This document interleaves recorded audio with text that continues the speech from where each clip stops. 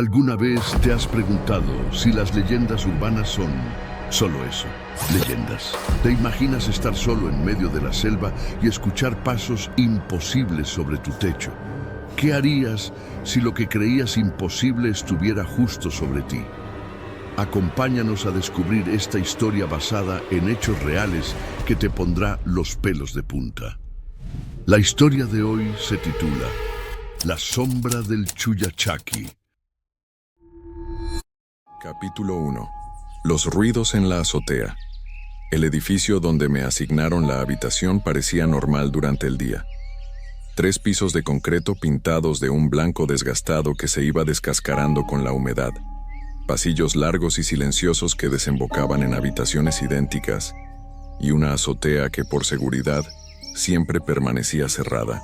No era un lugar acogedor, pero al menos servía para descansar tras las agotadoras jornadas en el gaseoducto. Me había acostumbrado a la rutina: despertar temprano, desayunar en el comedor común, trabajar bajo el sol inclemente y regresar, ya entrada la noche, a aquel cuarto del 3er piso, el último del pasillo. Pero esa rutina se rompió una madrugada, cuando descubrí que el edificio guardaba secretos que no podía explicar. Eran cerca de las 2 de la mañana, cuando me despertó un ruido seco, fuerte, justo sobre mi cabeza. Abrí los ojos de golpe, confuso, y lo primero que pensé fue que alguno de mis compañeros había subido a la azotea. No le di importancia hasta que el ruido volvió, esta vez más prolongado, como si alguien arrastrara algo pesado por el piso. Me incorporé en la cama, con el corazón acelerado. La vibración se transmitía a través del techo, bajando hasta la estructura de la cama, haciéndome sentir cada movimiento. Era como si estuvieran empujando un mueble enorme o un costal de herramientas de un lado a otro. Fruncí el ceño. Eso no tenía sentido. Nadie tenía permiso para subir a la azotea a esas horas, y menos para mover objetos allí arriba. Además, yo mismo había comprobado en más de una ocasión que no había nada almacenado. La azotea estaba vacía. El ruido continuó unos segundos más. Luego cesó de golpe, dejándome en un silencio sepulcral. Me quedé quieto, escuchando, esperando que alguien bajara las escaleras, pero nada ocurrió. La única luz en el pasillo provenía del tenue resplandor rojizo de las lámparas de emergencia, que apenas alcanzaban a delinear la puerta. Finalmente, vencido por la inquietud, decidí comprobarlo. Tomé la linterna que siempre dejaba sobre el escritorio y abrí la puerta. El pasillo estaba desierto, tan callado que podía escuchar el eco de mis propios pasos. Caminé con cautela, como si en cualquier momento alguien fuera a aparecer de las sombras. Subí las escaleras hacia la azotea. El aire se volvía más frío con cada peldaño que ascendía, como si de pronto el edificio respirara encima de mí. Cuando llegué a la puerta de acceso, el candado seguía en su sitio, perfectamente cerrado. Lo toqué. Estaba helado, como si hubiera estado expuesto toda la noche al viento de la selva. Apunté con la linterna hacia arriba. Nada. Alumbré las esquinas, la pared desnuda, el marco de la puerta. Todo estaba en orden, sin señales de que alguien hubiese pasado. Y lo más inquietante, el ruido se había detenido en cuanto puse el pie en el último peldaño, como si lo que estuviera arriba me hubiera escuchado acercarme. Un silencio denso me envolvía. No era el silencio habitual de la madrugada, sino uno extraño, casi artificial, como si el mundo a mi alrededor se hubiera detenido para observarme. Tragué saliva y bajé despacio, sin apartar la luz de la linterna de la puerta cerrada. Cuando regresé a mi habitación, cerré la puerta con más fuerza de lo habitual y me senté en la cama. Intenté convencerme de que había sido un error de percepción, quizá el viento, quizá la estructura del techo, pero entonces ocurrió algo que me borró toda explicación lógica. Sentí la vibración, primero leve, apenas un cosquilleo en el colchón, luego más fuerte, recorriendo la madera de la cama hasta mi espalda. Era como si algo corriera en círculos justo sobre mí, en un frenesí caótico, golpeando con fuerza el piso de la azotea. Apagué la linterna, me cubrí con la sábana y permanecí inmóvil, escuchando los movimientos hasta que lentamente fueron apagándose. No sé en qué momento me quedé dormido, pero amanecí con una certeza que me heló la sangre. Allí arriba, en esa azotea vacía, había algo, y me estaba buscando. Capítulo 2. El edificio vacío. El día después de aquella primera noche me resultó eterno. El cansancio se me notaba en los ojos enrojecidos y en la pesadez de mis movimientos. Aún así, traté de ocultarlo frente a mis compañeros. No quería que pensaran que estaba perdiendo la cabeza por unas cuantas vibraciones en el techo. El sol se alzaba implacable sobre el campamento, quemando la piel y secando la garganta. Pero lo que realmente me incomodaba no era el calor, sino la sombra persistente en mi mente. Una sombra hecha de pasos, de arrastres imposibles y de esa sensación de estar siendo observado en la oscuridad. Cuando regresé al edificio al final de la jornada, el lugar me pareció diferente. Durante el día, siempre había voces en los pasillos, risas, el eco de puertas que se abrían y cerraban, pasos subiendo y bajando. Pero esa noche, al cruzar el umbral de la entrada, me envolvió un silencio incómodo. El eco de mis pasos parecía amplificarse, como si caminara en un espacio vacío, hueco, carente de vida. Miré alrededor. El guardia de siempre no estaba en su silla. El comedor estaba cerrado antes de la hora habitual. Subí las escaleras con el estómago encogido, notando cómo cada piso parecía más desierto que el anterior. Cuando llegué al tercero, el silencio se volvió insoportable. El pasillo estaba iluminado por una sola bombilla parpadeante que proyectaba sombras deformes en las paredes. Sentí una opresión en el pecho, como si la falta de ruido fuese en realidad un ruido en sí mismo, uno que vibraba en mis oídos y me hacía sudar frío. Abrí la puerta de mi habitación con prisa. Dejé la mochila a un lado y me quedé sentado en la cama, observando el techo como si esperara que algo se manifestara de inmediato. El reloj marcaba las 10 de la noche. Aún faltaban horas para que la madrugada volviera a ponerme a prueba. Me obligué a distraerme con el celular, revisando mensajes, noticias, cualquier cosa que me alejara de los pensamientos que me devoraban. Pero la batería no tardó en agotarse, dejándome en la oscuridad interrumpida solo por la lámpara de emergencia del pasillo que se colaba bajo la puerta. Los minutos pasaban y, poco a poco, el edificio entero se fue hundiendo en un silencio absoluto. Era tan intenso que empecé a notar mis propios latidos retumbando en el pecho. Traté de dormir, pero cada vez que cerraba los ojos, escuchaba algo. Un crujido en el pasillo, un golpe leve en la pared, un murmullo lejano que se apagaba cuando me incorporaba para escuchar mejor. Cerca de las 2 de la mañana el aire se volvió más frío. Lo noté primero en las manos, luego en el rostro. Era un frío anómalo, que no venía de afuera, sino que parecía emanar del propio concreto del edificio. Mis dientes castañeteaban sin control, y entonces volvió. Ese sonido, un golpe seco, justo sobre mí. Otro más, y otro, seguidos de un arrastre largo que se extendió de un extremo al otro del techo. Me senté en la cama, paralizado, con los ojos clavados en la superficie de cemento, como si pudiera atravesarla con la mirada. El arrastre se detuvo. Silencio. Luego algo peor. Pasos, lentos, pesados, como si alguien caminara deliberadamente sobre la azotea. Un paso, una pausa, otro paso, otra pausa. El techo vibraba bajo cada movimiento, transmitiéndome la sensación de que aquel ser, lo que fuera, sabía que estaba justo debajo, escuchando. No aguanté más. Salí de la habitación con la linterna en la mano. El pasillo estaba desierto, envuelto en esa penumbra enfermiza que deformaba las paredes. Subí las escaleras con rapidez, sintiendo que cada peldaño se alargaba como si el edificio intentara retenerme en su interior. Llegué a la puerta de la azotea. Igual que la noche anterior, estaba cerrada con el candado intacto. Acerqué la linterna. El metal brillaba, limpio, sin señales de haber sido forzado. Sin embargo, los pasos continuaban arriba, ahora más fuertes, casi desafiantes, resonando con una claridad que me heló la sangre. Di un golpe seco a la puerta con la palma de la mano, como si eso pudiera espantar lo que fuera que estuviese ahí. El eco resonó en el hueco de la escalera, y de pronto los pasos se detuvieron. El silencio volvió, pero no era un silencio normal, era un silencio expectante, como si alguien al otro lado de la puerta contuviera la respiración, esperando que yo diera el siguiente movimiento. Bajé de inmediato, sin mirar atrás, con el corazón desbocado. Me encerré en la habitación y apagué la linterna, quedándome en la más absoluta oscuridad.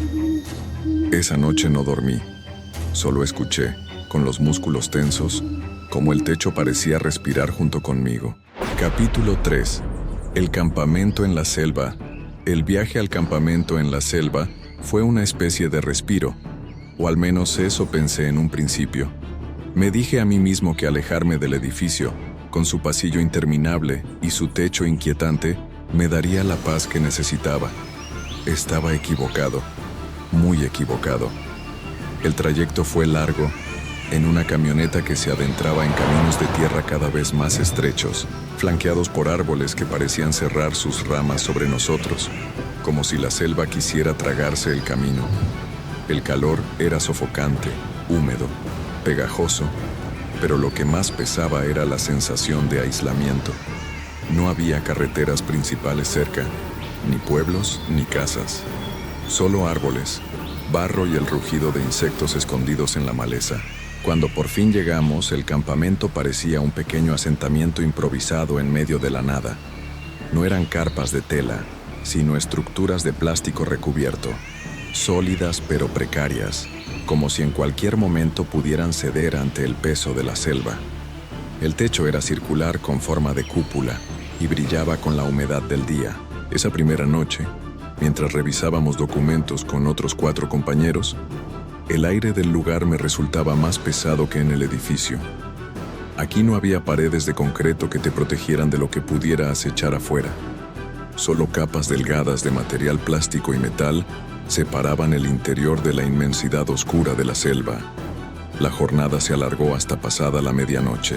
Entre papeles, firmas y discusiones sobre avances del proyecto, intentábamos ignorar los ruidos exteriores, grillos, ramas que se partían bajo el peso de algo que se movía, aullidos lejanos.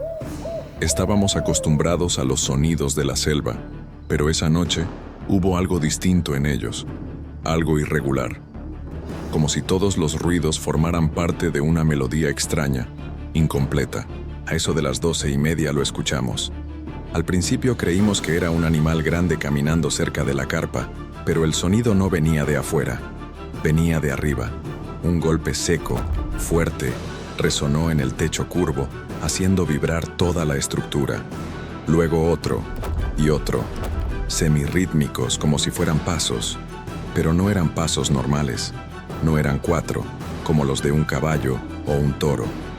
Eran 2 pisadas que parecían demasiado pesadas para un techo así, como si una criatura caminara con calma, sin preocuparse de que podía hundirse. Uno de mis compañeros apagó la lámpara de inmediato, como si temiera que la luz llamara aún más la atención de lo que fuera que estaba allá arriba. Quedamos en penumbras, mirándonos unos a otros, respirando fuerte y conteniendo el miedo. El golpe volvió, esta vez más fuerte, justo sobre nuestras cabezas. El techo entero crujió, emitiendo un lamento metálico. Después vino un silencio extraño, seguido de otro golpe, pero ahora acompañado de algo peor, un roce, como si una pezuña se arrastrara sobre el material resbaladizo.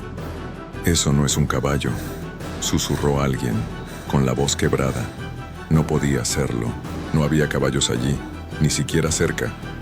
El terreno no era apto y las comunidades cercanas no tenían ninguno. Además, ¿cómo habría subido al techo de una cúpula húmeda y lisa? Era imposible. El sonido continuó por varios minutos. A veces un golpe aislado, a veces 2 o 3 como si la criatura probara diferentes puntos del techo, asegurándose de que aún estábamos abajo. Mis manos sudaban tanto que apenas podía sostener la linterna apagada. Mi instinto me gritaba que la encendiera, que alumbrara hacia arriba, pero otra voz, más profunda y primitiva, Me ordenaba quedarme quieto y en silencio. Y entonces se escuchó un resoplido, fuerte, cercano. No provenía de un animal común. Era más áspero, más humano en cierto modo, pero con una resonancia bestial que nos heló la sangre. Después, 2 golpes secos, más intensos que todos los anteriores, como si la criatura hubiera dado un salto o hubiera querido romper la estructura de un solo golpe. El silencio posterior fue sepulcral. Nadie se atrevió a hablar. Nadie se movió. Solo escuchamos cómo, poco a poco, los ruidos se alejaban, perdiéndose en la espesura de la selva. Al amanecer, salimos con cautela. El techo estaba intacto, sin abolladuras, sin marcas. Ni una sola señal de que algo hubiera estado caminando allí. Y sin embargo, todos lo habíamos oído. Todos lo habíamos sentido. Fue entonces cuando uno de los trabajadores locales, al ver nuestras caras pálidas, dijo sin rodeos: «Eso es el Chuyachaki». Nos miramos entre nosotros, incrédulos. El hombre continuó: «Un ser que engaña, que se alimenta del miedo y busca a los que brillan con luz propia. Tiene una pierna de humano y otra de cabra. A veces lo escuchas caminar en la noche, porque va buscando dónde entrar». Sus palabras quedaron flotando en el aire como un veneno. Yo sabía en el fondo que aquello no era solo una leyenda, no después de haber escuchado cómo ese ser pisaba nuestro techo, como si supiera exactamente dónde estábamos. Capítulo 4. El anciano de la selva. La selva amaneció envuelta en un silencio extraño. No era el silencio habitual, roto por el zumbido de insectos o los chillidos de monos lejanos, sino uno mucho más pesado, como si todo lo que vivía alrededor del campamento se hubiera marchado o estuviera escondido de algo. Me desperté con esa incomodidad clavada en el pecho, y no fui el único. Algunos compañeros, aún somnolientos, confesaron que tampoco habían dormido bien. Durante el desayuno, apenas probé bocado. Lo que había ocurrido la noche anterior seguía martillando en mi cabeza. Los pasos, los golpes en el techo. Era imposible que hubiéramos imaginado lo mismo 5 personas al mismo tiempo. Necesitábamos respuestas, y las obtuvimos de la forma más inesperada. Ese mismo día, un hombre de edad avanzada se acercó al campamento. Caminaba encorvado, apoyándose en un bastón de madera, con la piel curtida y arrugada como el cuero seco. Vestía ropas sencillas, pero sus ojos brillaban con una claridad inquietante, como si supiera más de lo que cualquiera de nosotros pudiera imaginar. Los supervisores lo recibieron con cortesía, pero en el ambiente se notaba un aire de respeto que rayaba en temor. El hombre saludó en voz baja y pidió hablar con nosotros, con los que habíamos escuchado los ruidos. Yo lo miraba, intrigado, y sentía que en su presencia había algo solemne, algo que imponía silencio sin necesidad de exigirlo. Nos sentamos en círculo, y él comenzó a hablar con calma, con ese tono pausado que tienen los ancianos que saben que cada palabra es un peso. Nos contó que aquello que habíamos escuchado no era nuevo, ni casual. «Ustedes lo llaman pasos, golpes», dijo con la voz grave y áspera. «Pero aquí, en esta tierra, lo conocemos por su verdadero nombre, el Chuyachaki». Ese nombre cayó sobre nosotros como una piedra. Había oído la palabra antes, vagamente, en algún relato popular, pero nunca con la seriedad con la que la pronunciaba ese hombre. El Chuyachaki es un ser antiguo, más viejo que los árboles y los ríos. Dicen que tiene un pie humano y otro de cabra o bestia. Nunca se muestra completo, siempre engaña, se disfraza, imita. Hizo una pausa recorriéndonos con la mirada. A veces toma la forma de alguien que ustedes conocen. A veces camina como un hombre, otras veces como un animal. Pero siempre lo descubrirán por su paso desigual, por el eco de sus pisadas. Uno de mis compañeros, nervioso, interrumpió. «¿Y qué quiere? ¿Por qué viene hasta aquí?» El anciano apretó los labios. «Busca. Eso es lo único que hace. Busca a los vivos, a los descuidados, a los que lo llaman con la luz o con la curiosidad. Una vez que pone los ojos sobre alguien, regresa, siempre regresa, hasta que lo arrastra consigo o lo marca para toda la vida. Sus palabras me helaron por dentro. Recordé cómo había escuchado claramente los pasos sobre mi techo semanas atrás, en el edificio. Pensé en los golpes rítmicos en el campamento, en la imposibilidad de que un caballo caminara allí. Todo tenía un sentido, pero era un sentido que no quería aceptar. El anciano nos miró en silencio por un largo rato, y entonces dijo algo que se me quedó grabado como una sentencia. Ustedes ya lo han escuchado. Eso significa que ya los ha visto. Nadie respondió. Solo el murmullo del viento colándose entre las ramas acompañó sus palabras. En ese instante, sentí que algo en la selva nos estaba vigilando, escondido en lo más profundo de la espesura, esperando el momento de acercarse de nuevo. Cuando el anciano se marchó, nos quedamos en silencio, procesando cada palabra. Algunos intentaron reír, hacer bromas, convencerse de que eran solo supersticiones, pero yo no podía. Esa noche, mientras intentaba dormir, cada crujido del techo me pareció el eco de un paso desigual, cada sombra en la lona un disfraz imposible, y en el fondo, sabía que el anciano tenía razón. Una vez que el Chuyachaki pone los ojos en alguien, ya no hay escapatoria. Capítulo 5. La primera marca. La noche siguiente fue aún más opresiva que las anteriores. Desde temprano, una humedad pesada se había instalado en el aire, pegajosa, casi sofocante, como si la selva estuviera sudando con nosotros. El silencio era antinatural. Los insectos que normalmente formaban una orquesta interminable parecían haberse retirado. Era como si todo lo vivo supiera que algo estaba por ocurrir.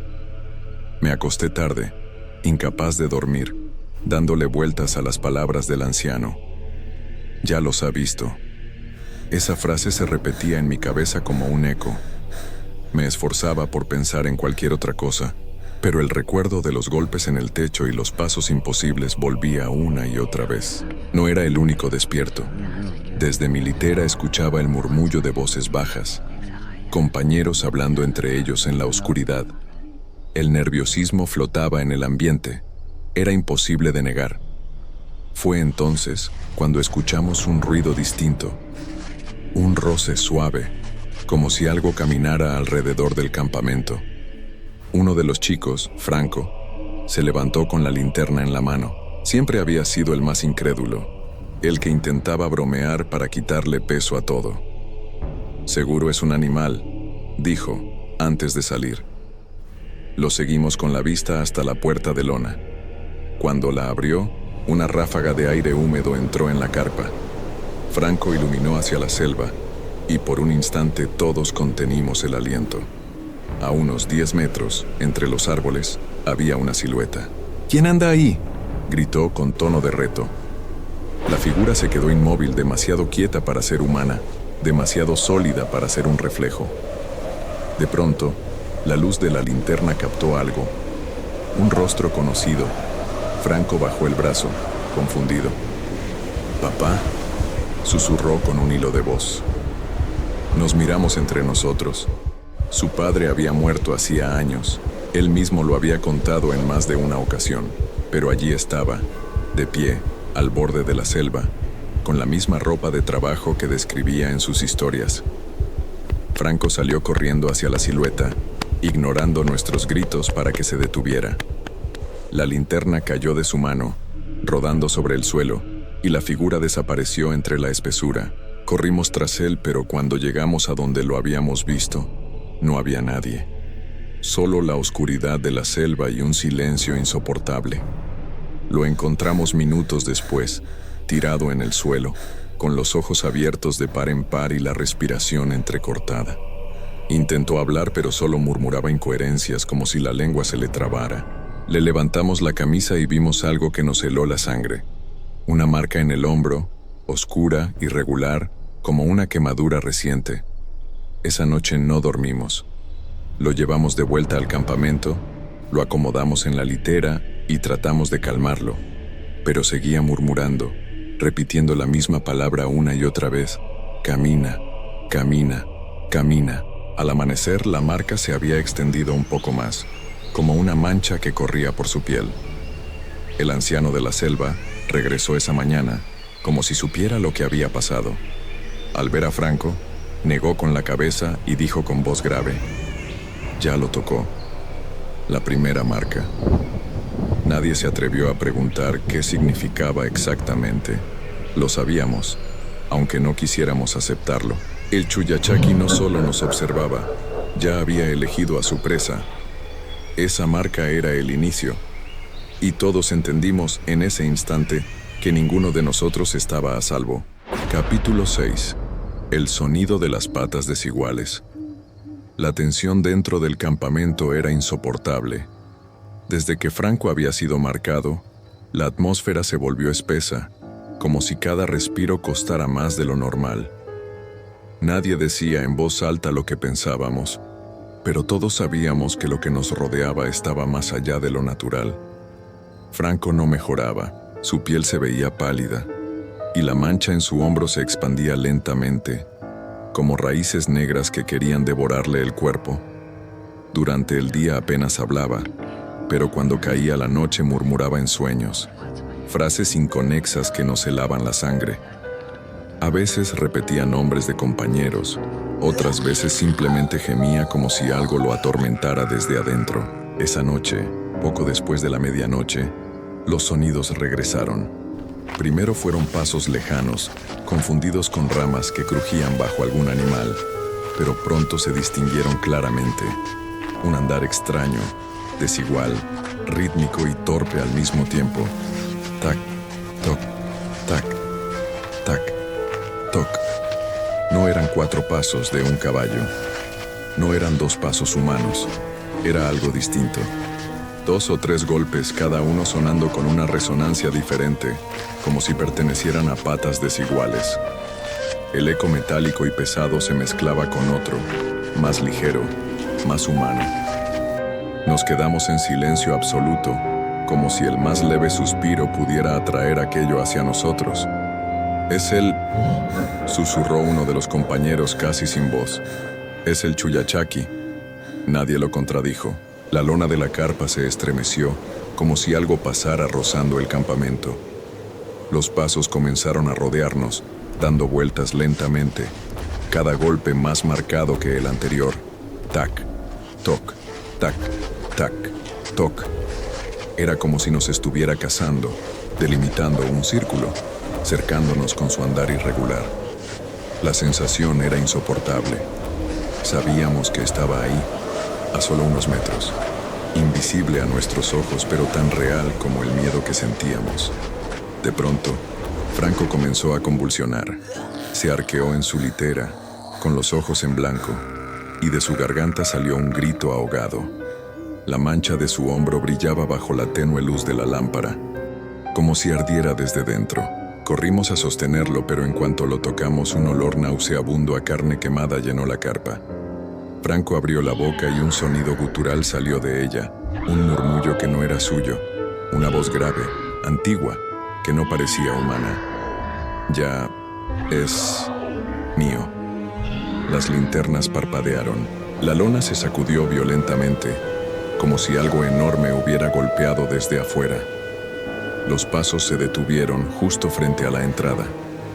Nadie tuvo el valor de mirar, pero el peso de esa presencia se sintió como un puñal atravesándonos el pecho.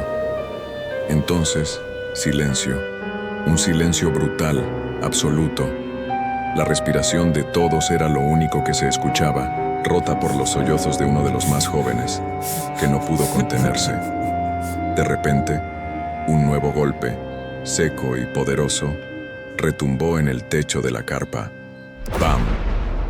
Todos gritamos al unísono, mientras el material se doblaba hacia adentro, como si algo de gran tamaño hubiese caído encima. Los pasos volvieron a escucharse, alejándose esta vez. Lentamente, se fueron perdiendo en la selva, cada vez más débiles, hasta desaparecer por completo. Cuando nos atrevimos a mirar a Franco, estaba inconsciente, con la piel helada y la marca extendida hasta el cuello. Tenía el rostro deformado por una mueca de dolor indescriptible. Esa noche nadie durmió. Algunos rezaban, otros simplemente se quedaron quietos, mirando la nada. Pero todos sabíamos lo mismo. El Chuyachaki nos había rodeado, nos había probado, y ahora había marcado su territorio. Ya no era cuestión de si volvería. La verdadera pregunta era, ¿quién sería el siguiente? Capítulo 7. Voces en la selva. Los días siguientes se sintieron interminables. El calor húmedo de la selva apretaba los pulmones, y aunque el sol brillaba implacable, la sombra del miedo se extendía entre nosotros como una nube negra. Nadie se atrevía a hablar abiertamente de lo ocurrido, pero en nuestras miradas había un mismo pensamiento. Lo que nos rodeaba era más antiguo y más fuerte que nosotros. Franco seguía empeorando. Ahora ya no despertaba. Se agitaba en sueños, murmurando frases inconexas como si hablara con alguien invisible. A veces pronunciaba nombres de compañeros, otras veces reía con un tono escalofriante que no se parecía en nada a él. Una madrugada lo escuchamos decir, ya casi es hora. No sabíamos si hablaba dormido o si otra cosa usaba su voz. Esa noche, cuando intentamos descansar, comenzó el verdadero suplicio. Alrededor de la 1 de la madrugada, uno de los compañeros se incorporó bruscamente, con los ojos desorbitados. ¿Escucharon?, dijo en voz baja, temblando. Es la voz de mi madre. Nos miramos, incrédulos. Entonces lo oímos todos. Desde la selva, más allá del resplandor de las lámparas, se escuchaba una voz femenina llamándolo por su nombre, con dulzura, casi un susurro. Carlos, hijo, ven. El hombre rompió en llanto. Aseguraba que su madre había muerto hacía más de 10 años y sin embargo, esa era exactamente su voz. Otro compañero palideció. No puede ser. Yo también la escucho. Es mi hermano. Las voces comenzaron a multiplicarse. Una tras otra surgieron desde la espesura, llamándonos a cada uno por nuestro nombre. Voces familiares, voces amadas, algunas de personas muertas, otras de seres vivos que estaban a miles de kilómetros. Todas resonaban con la misma cadencia hipnótica, cálida, imposible de ignorar. Yo mismo escuché a mi padre. Había muerto cuando yo era niño, pero esa voz, quebrada y profunda, me atravesó el alma. Ven conmigo, ya no tengas miedo. El instinto me decía que era una trampa, pero el corazón me hacía temblar de nostalgia. Parte de mí deseaba salir corriendo hacia la selva y abrazar esa ilusión, aunque significara nunca regresar. Uno de los más jóvenes no soportó la presión. Se levantó de golpe, llorando, y corrió hacia la oscuridad gritando el nombre de su madre. Todos intentamos detenerlo, pero fue demasiado rápido. La linterna apenas iluminó su espalda alejándose entre los árboles. Y luego, silencio. El único sonido que quedó fue un lamento desgarrador que se desvaneció entre las ramas. Las voces continuaron toda la noche mezclándose, superponiéndose. Algunas se tornaron violentas, gritando, insultando, acusándonos de cobardes. Otras reían con un eco hueco que no pertenecía a ningún ser humano. Cada palabra parecía arrancarnos un pedazo de cordura.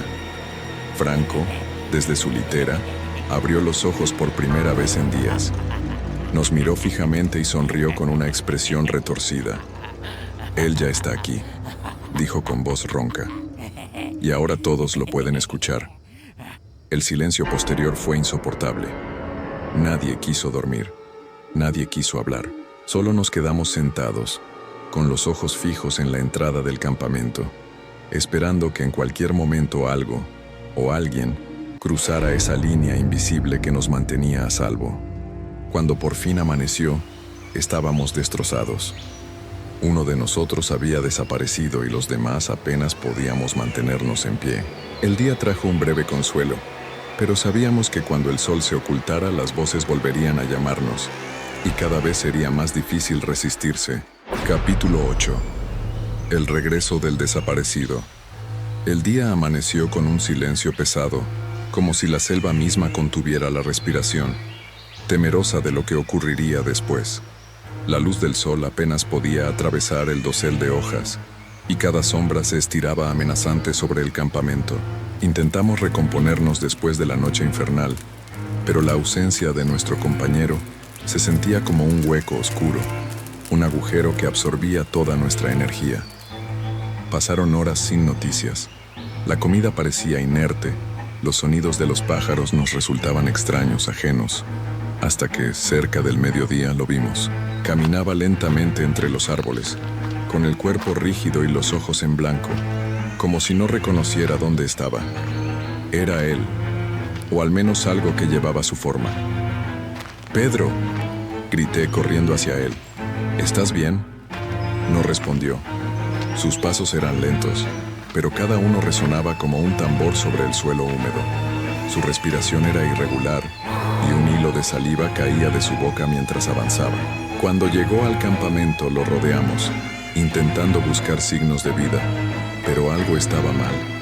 Su piel estaba fría al tacto y la mirada era otra cosa, no era humana.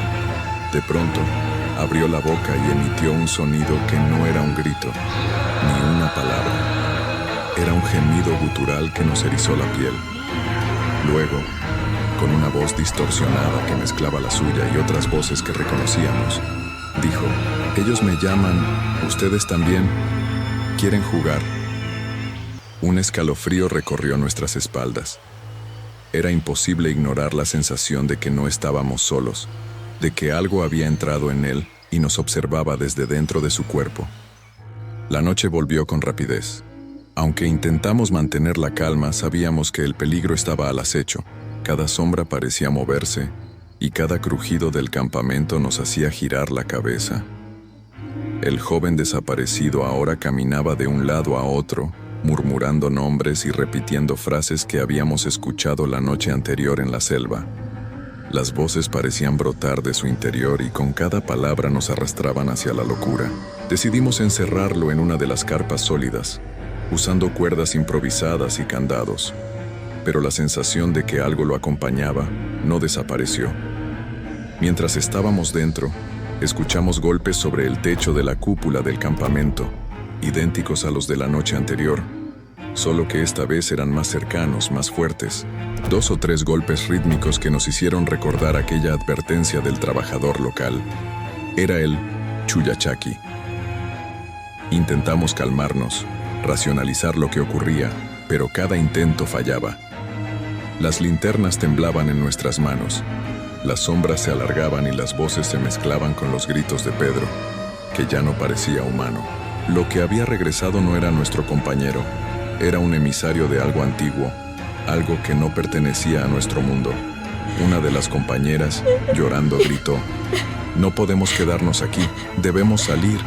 Intentamos abrir la puerta, pero estaba sellada por fuera, como si la selva misma conspirara en nuestra contra. Las voces aumentaron de intensidad, y un viento frío se levantó de la nada, haciendo que las paredes de plástico crujieran y las linternas parpadearan. Fue entonces cuando comprendimos que la criatura que llevaba a Pedro no necesitaba caminar. La presencia podía moverse a través de la selva, el campamento e incluso nuestras mentes. Pasamos la noche en vela, observando cómo Pedro deambulaba por el interior, susurrando secretos que nos congelaban la sangre. Algunos nombres eran de familiares que ya habían muerto, otros de compañeros que estaban fuera del campamento.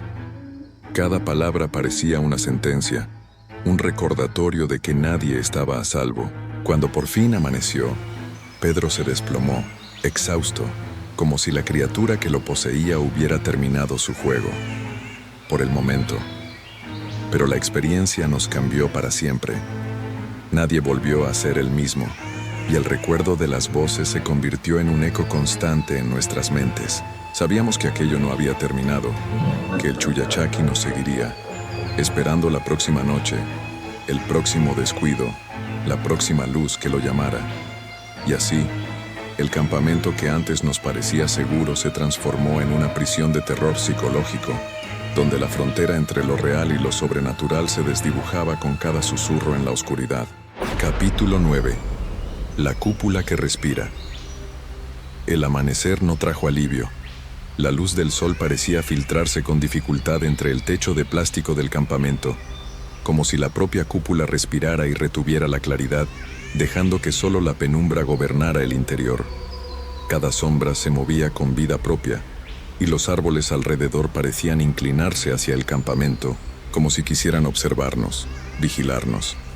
Desde la noche anterior la atmósfera estaba cargada de tensión. Cada sonido era amplificado, cada crujido del campamento se transformaba en un aviso de que algo estaba allí.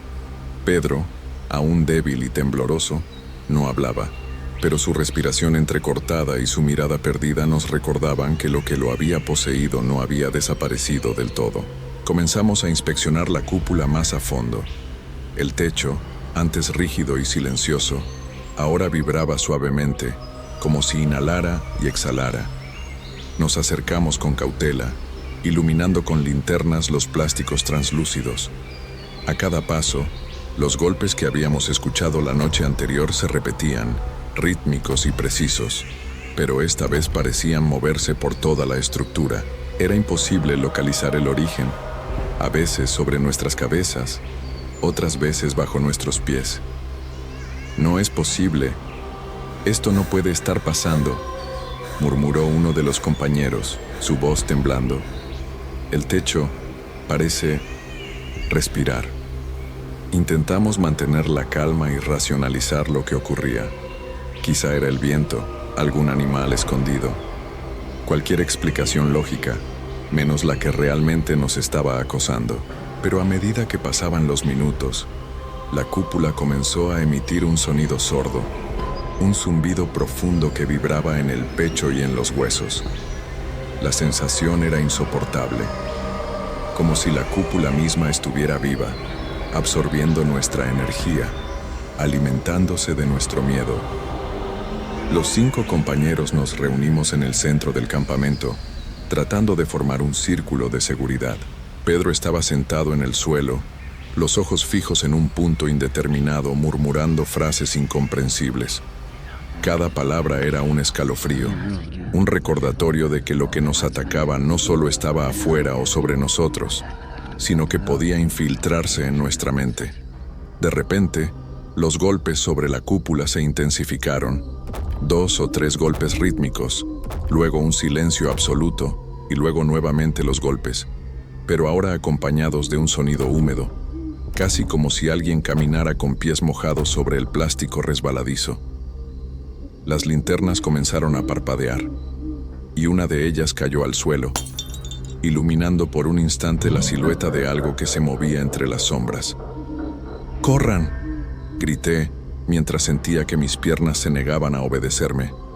Al edificio principal, mientras nos dirigíamos hacia la estructura más sólida del campamento, escuchamos un grito desgarrador que provenía de Pedro. Se levantó de un salto, con los ojos totalmente en blanco, y corrió hacia el techo de la cúpula. No podíamos alcanzarlo. Sus movimientos eran rápidos, casi imposibles para un humano normal. La cúpula pareció vibrar con cada uno de sus pasos, como si el plástico mismo absorbiera su energía, alimentando la presencia que lo controlaba. En ese momento, comprendimos la magnitud de nuestro error. La cúpula no solo estaba viva, sino que buscaba víctimas. Cualquier luz, cualquier ruido, cualquier intento de escape era interpretado como una invitación. La criatura que se había apoderado de Pedro había encontrado su espacio perfecto. Un lugar donde podía moverse libremente, donde cada sonido y cada sombra podía manipularnos. Pasamos horas atrapados dentro, sin poder salir, escuchando los golpes sobre la cúpula y los susurros que parecían provenir de todas partes. Cada intento de mantener la calma fracasaba. La presión psicológica nos hacía cometer errores, nos obligaba a mirar hacia las sombras, a imaginar formas que no existían, o que sí existían. Cuando por fin la noche comenzó a ceder y la luz del sol filtró tímidamente la cúpula, nos dimos cuenta de que Pedro ya no estaba. Había desaparecido, dejando solo un vacío y un eco de sus murmullos. Nadie osó acercarse a buscarlo. La cúpula permanecía silenciosa, pero todos sabíamos que el peligro no había terminado. La sensación de ser observados, de que algo podía aparecer en cualquier momento, se había quedado con nosotros.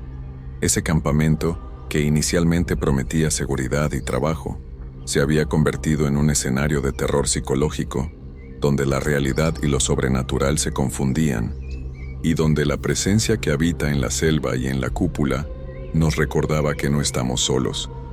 Y así, mientras intentábamos recomponernos, comprendimos que aquella criatura, aquel Chuyachaki, no solo acechaba a Pedro, nos acechaba a todos, esperando el próximo descuido, la próxima luz que lo llamara, el próximo paso en falso. Capítulo 10. La noche de las sombras interminables. La noche volvió a caer sobre el campamento, y con ella, una sensación de opresión que se podía cortar con un cuchillo. Lo que habíamos vivido hasta ahora nos había dejado temblando, pero lo peor aún estaba por venir. El aire se volvió denso, pesado, cargado de un olor extraño, como tierra húmeda mezclada con humo. Cada sombra parecía estirarse, alargarse más allá de lo natural, y los árboles circundantes murmuraban con el viento, como si quisieran advertirnos de lo que se acercaba. Nos reunimos en el centro del campamento, intentando mantener la calma. Las linternas parpadeaban con cada ráfaga de viento, proyectando siluetas que bailaban en los plásticos translúcidos de las cúpulas. El silencio era interrumpido por ruidos imposibles. Pasos sobre los techos, crujidos del plástico y un sonido húmedo, como garras arrastrándose. Cada vez que alguien intentaba hablar, la voz se quedaba atrapada en la garganta y un escalofrío recorría nuestra columna vertebral. Pedro seguía desaparecido y su ausencia pesaba como un recuerdo constante. No había forma de ignorarlo.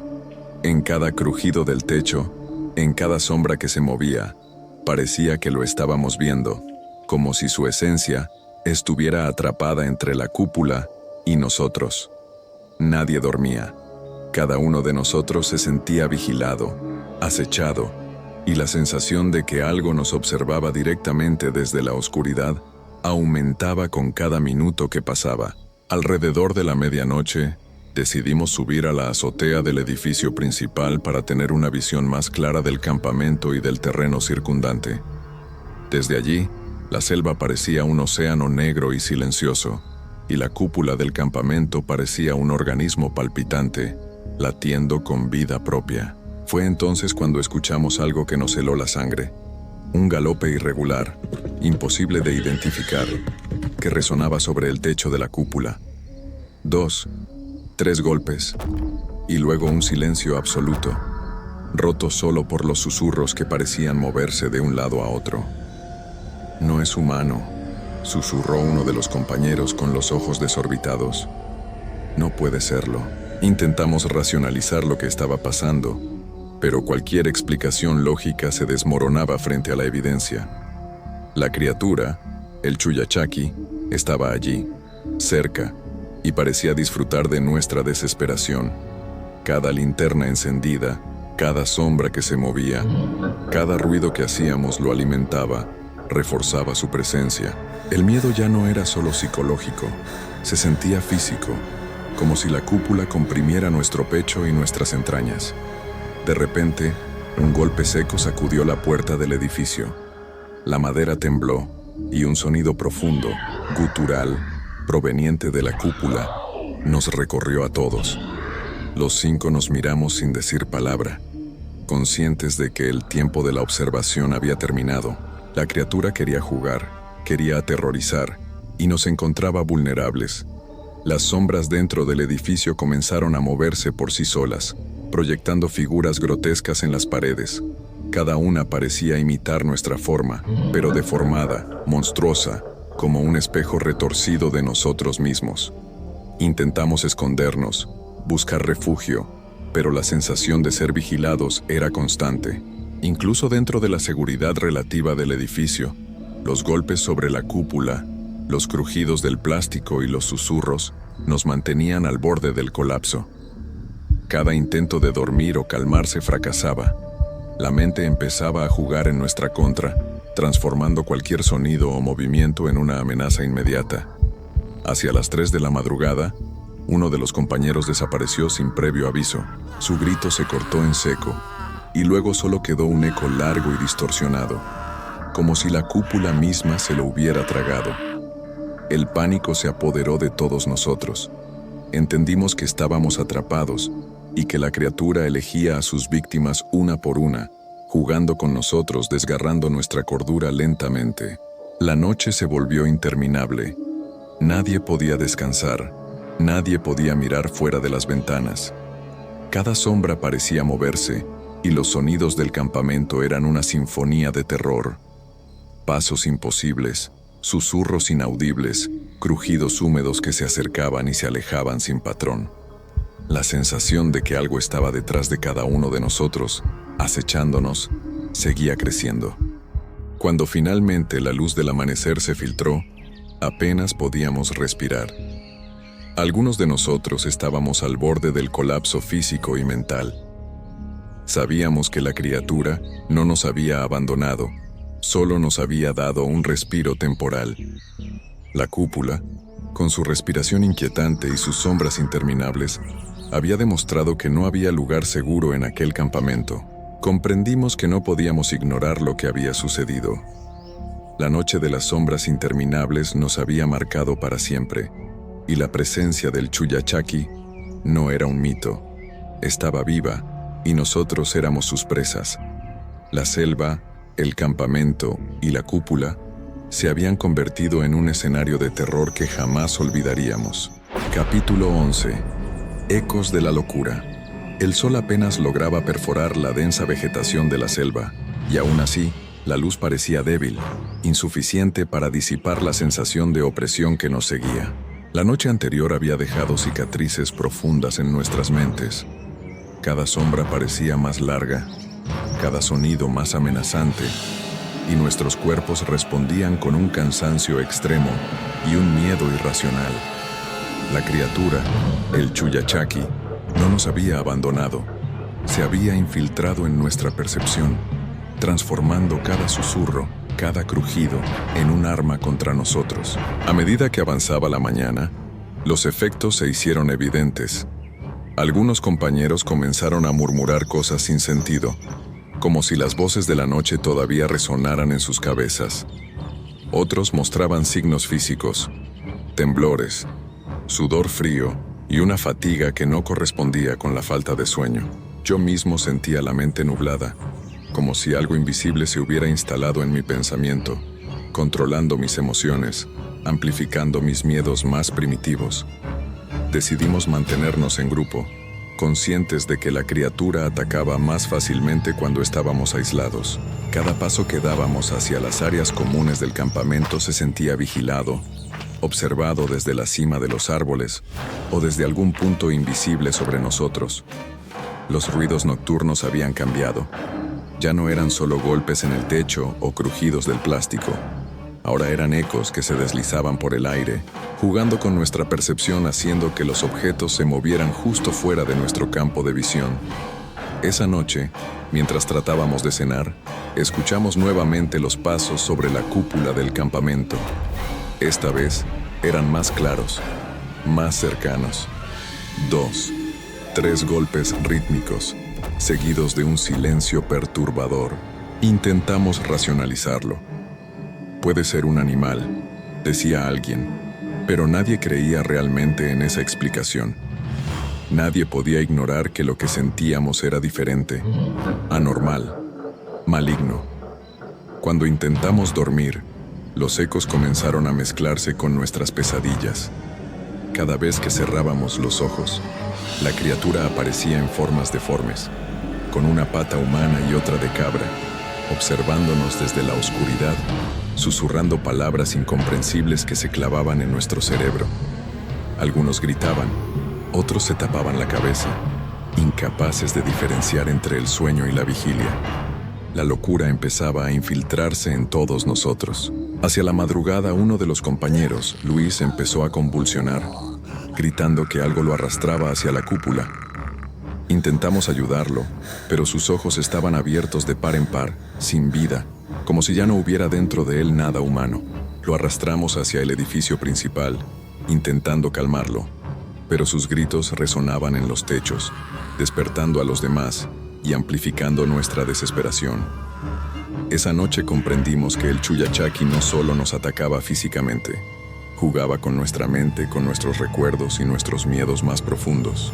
Los susurros ya no eran aleatorios. Ahora nos hablaban directamente, nombrando a cada uno, revelando secretos que no habíamos compartido con nadie.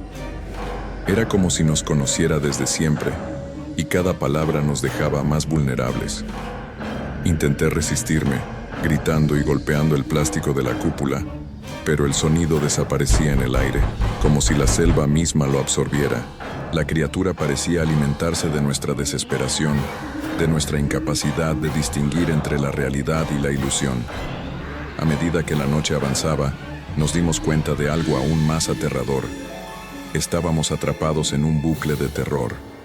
Cada sombra, cada susurro, cada crujido se repetía, cambiando ligeramente, pero nunca desaparecía. La locura se volvía colectiva, y ya no había manera de distinguir quién estaba cuerdo y quién no. La criatura había convertido el campamento en su tablero de juego, y nosotros éramos las piezas. Al final, cuando la luz del amanecer apenas comenzaba a filtrarse, nos encontramos exhaustos, con la mente fragmentada y los cuerpos temblando. Comprendimos que algo nos había seguido, algo que no podía ser detenido. La selva, el campamento y la cúpula no eran solo escenarios, eran trampas, y el Chuyachaki nos había mostrado que su poder era absoluto. La noche de ecos interminables nos había cambiado para siempre, y el terror que habíamos sentido no era una simple historia. Era la advertencia de que, a veces, lo imposible se vuelve realidad. Capítulo 12. El desenlace catastrófico. La noche había caído con una densidad casi física, como si la selva misma respirara sobre nosotros, cada hoja y cada rama agitándose al compás de un aliento invisible. Los ecos de la noche anterior aún resonaban en nuestras mentes, y el miedo que nos atenazaba era tan palpable que cada paso que dábamos hacia la zona común del campamento se sentía como caminar sobre cristales afilados. Nadie hablaba demasiado, incluso los murmullos eran cortos, entrecortados, temerosos de despertar algo que ya estaba despierto. Yo sentía una presencia constante sobre mí, algo que se movía arriba, sobre la cúpula, invisible pero innegable. Cada vez que miraba hacia el techo, me parecía ver sombras deslizándose, deformes, imposibles de describir. Intenté racionalizarlo, pensar que era cansancio, imaginación, pero los ruidos, los golpes rítmicos, las vibraciones, los susurros, todo era real. No había explicación lógica y eso era lo peor. Nuestra mente comenzaba a traicionarnos. La primera señal de que la criatura estaba a punto de atacar de manera definitiva fue un grito, uno solo, pero tan fuerte que hizo temblar la estructura del campamento. Luego, un segundo grito, seguido de un crujido terrible, como si algo estuviera rompiendo la cúpula desde dentro. No había puertas ni ventanas abiertas. Era imposible. Sin embargo, el sonido era tan cercano, tan penetrante, que no había dudas. Estábamos siendo acechados, vigilados por algo que no pertenecía a este mundo. Uno a uno, los compañeros comenzaron a desaparecer. Primero Luis, que ya había mostrado síntomas de locura, fue arrastrado hacia la cúpula por una fuerza invisible mientras gritaba nombres que nadie más conocía. Intentamos seguirlo, pero una energía inexplicable nos repelía, empujándonos hacia atrás, como si la criatura controlara el espacio mismo.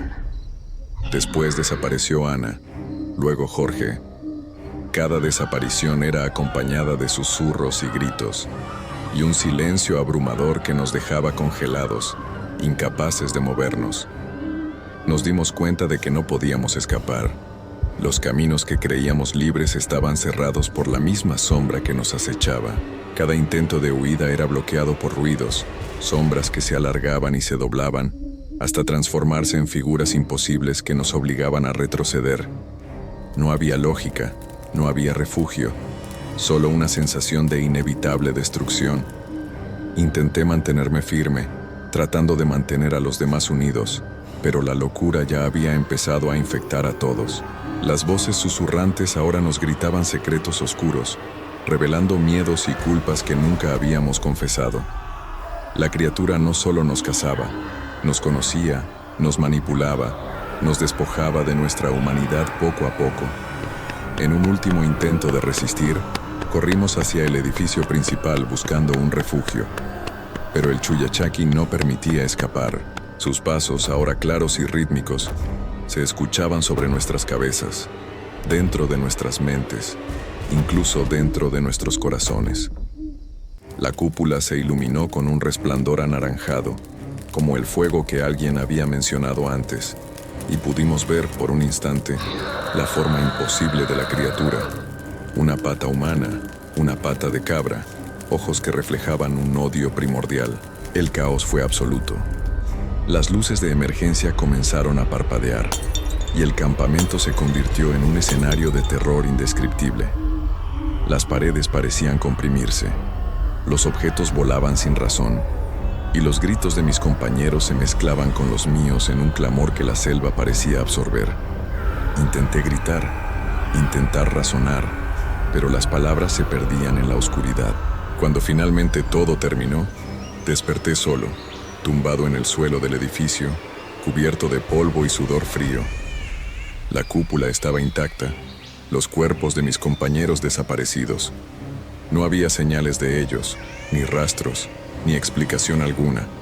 Solo quedaba el eco de la locura y el miedo absoluto.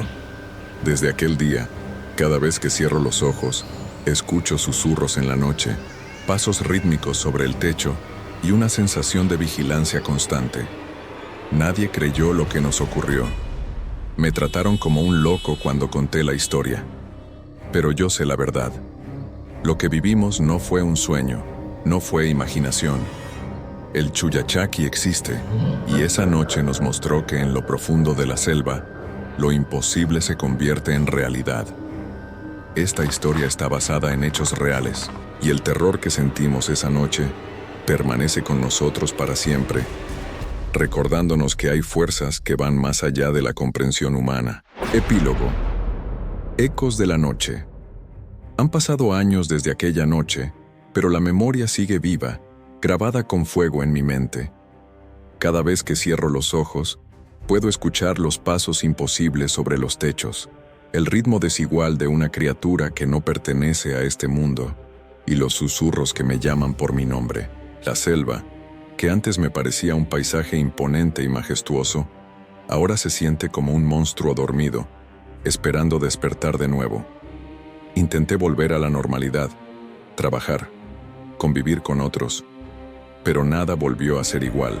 Las sombras me siguen, incluso en la ciudad, y a veces me despierto sintiendo una respiración cerca, un roce sobre mi hombro, recordándome que lo que vivimos no quedó atrás.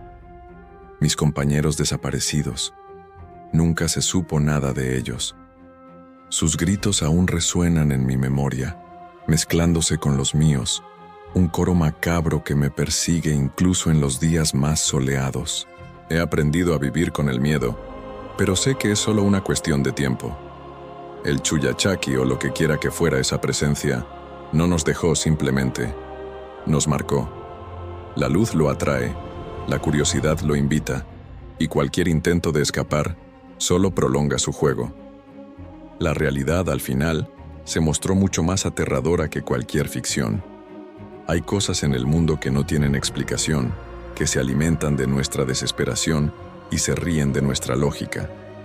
A veces pienso en aquel momento exacto, cuando subí la mirada hacia la cúpula iluminada por el resplandor anaranjado y vi la forma imposible de la criatura. Mitad humana, mitad cabra, ojos ardientes que parecían atravesar el alma. Ese instante quedó grabado en mí como un recordatorio eterno. Hay seres que acechan donde la razón se detiene y la mente se rinde. Hoy comparto esta historia no para asustar por diversión, sino como advertencia. La próxima vez que escuches pasos extraños sobre tu techo o susurros que nadie más parece oír, recuerda que no todos los horrores desaparecen con la luz del día. Algunos permanecen esperando, observando, y quizás, solo quizás, buscando su próxima víctima. Esta historia está basada en hechos reales. Lo que vivimos esa noche en la selva no fue un sueño ni una alucinación. Fue un encuentro con lo desconocido, y la huella que dejó sigue presente, acechando silenciosa, lista para manifestarse nuevamente. Estas historias me persiguen hasta hoy. Si te intrigaron tanto como a mí, no olvides suscribirte y darle a la campanita para más relatos que desafían la realidad. Nos vemos en el próximo episodio. Si te atreves a regresar.